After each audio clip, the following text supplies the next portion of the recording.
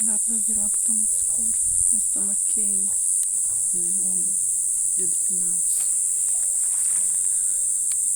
2 de novembro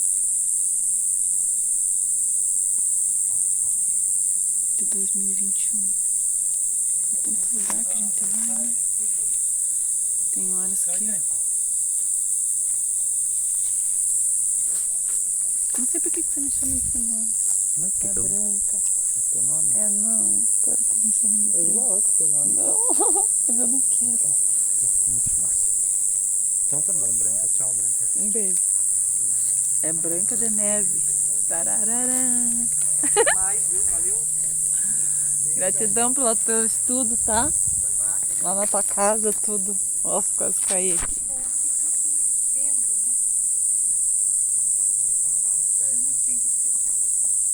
Agora eu vou aproveitar um pouco a fogueira aqui, dar uma meditadinha no fogo.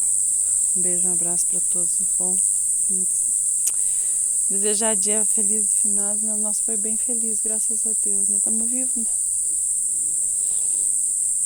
E com as curas, desculpe, e com as curas às vezes a gente morre em muitas partes da gente, né? Todos os dias, então.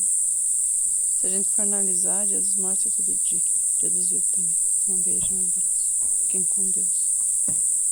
Com a nossa Mamãe Celeste, nosso Papai Divino.